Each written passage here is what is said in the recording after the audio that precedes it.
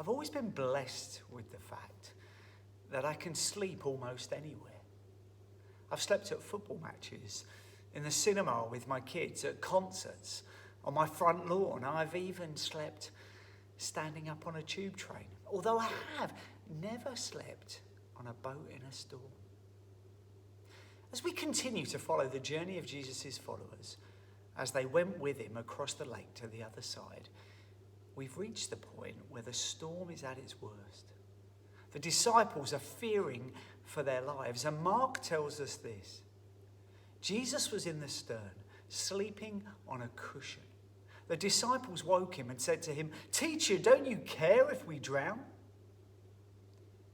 In case we'd forgotten in the midst of the storm that Jesus was in the boat, Mark feels that this would be a good time to remind us. Not that we'd ever forget him in the storm, would we? Although if we look back, when the squall came up, he wasn't mentioned. Perhaps he had been forgotten. You can imagine it, can't you? The disciples all working together on deck, seeing the wind suddenly increase, the rain get harder, the waters get rougher, and there are ropes to be fastened, water to be bailed. One of the disciples is still trying to navigate those waters.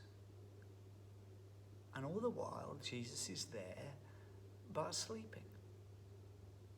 It's a reminder that sometimes in the storm, we can become so preoccupied with what we have to do to keep ourselves or others afloat that we can forget he's even there, and yet he has always been there. In this instance, he was at the stern of the boat, sleeping on a cushion.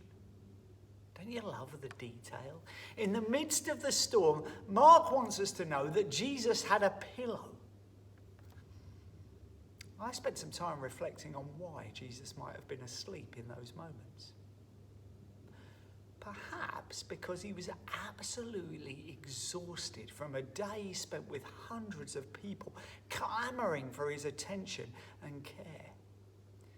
Yet another insight into the mystery of his humanity.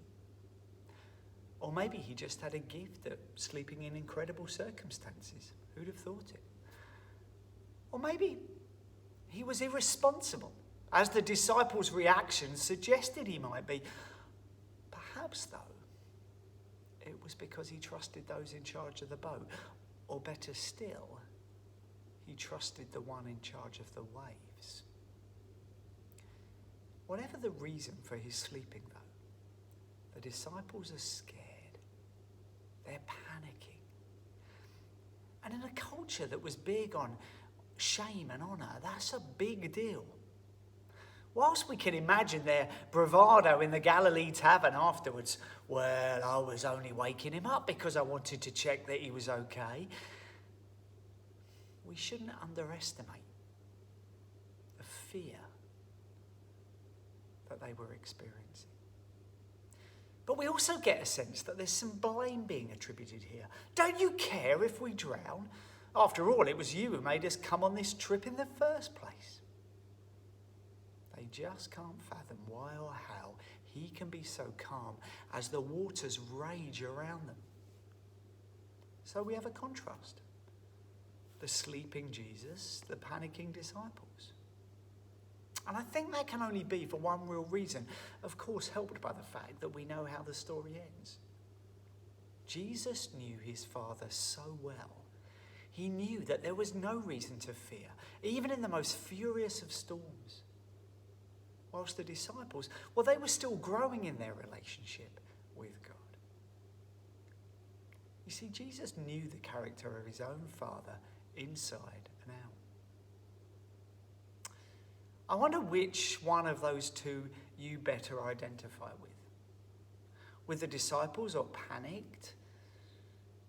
Do you only turn to Jesus when you realise you can't face into the storm alone? And when you do you question him as to why you can't see that he's been acting throughout, forgetting everything you know about his character? Or are you more like Jesus, who rested in the promises of his Father, knowing that those promises were sure, knowing that his Father is who he says he is, that he has come through before and he will come through again? I couldn't ever suggest it was easy. But as we'll see from Jesus' response to his disciples, it's clear which of the two examples we should strive to follow.